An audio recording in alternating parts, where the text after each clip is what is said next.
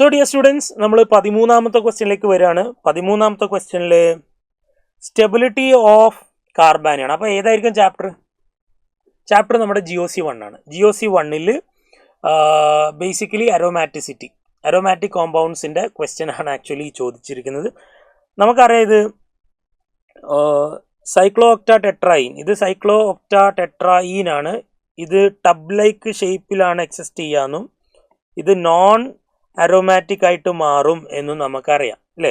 So this complex is known aromatic. ഇത് non aromatic. നമ്മളോട് ഇവരുടെ ഈ കോമ്പൗണ്ടുകളുടെ സ്റ്റെബിലിറ്റി ഓർഡർ എഴുതാനാണ് പറഞ്ഞത്. സോ അവൻ നോൺ അരോമാറ്റിക് ആണ്. ഇനി ഇതെന്താ? ഇത് നിങ്ങൾ നോക്കിക്കഴിഞ്ഞാൽ ഇവിടെ ഡബിൾ സിംഗിൾ നെഗറ്റീവ്, ഇപ്പോൾ ഇവിടെ കോൺജുഗേറ്റഡ് ആണ്. Negative single double again conjugated ആണ്.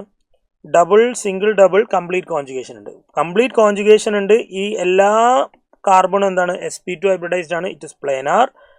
അപ്പം ഇവിടെ 2, 4, 6 ഇലക്ട്രോൺ ഉണ്ട് എന്ന് വെച്ചാൽ ഇവൻ ആരായി? ഇവൻ അരോമാറ്റിക് ആയി. ഇവിടെ എല്ലാവരും sp2 ആണ്, പ്ലേനാർ ആണ്, സൈക്ലിക് ആണ്. പക്ഷെ ഇവിടെ 4 പൈ ഇലക്ട്രോൺ ഉള്ളത് എന്ന് വെച്ചാൽ അവൻ ആന്റി അരോമാറ്റിക് ആണ്. So which is more stable? നമുക്കറിയാം aromatic is more stable, then comes non-aromatic, then comes anti-aromatic. അപ്പോൾ aromatic, non-aromatic, anti-aromatic, QRP option 1 is the right answer.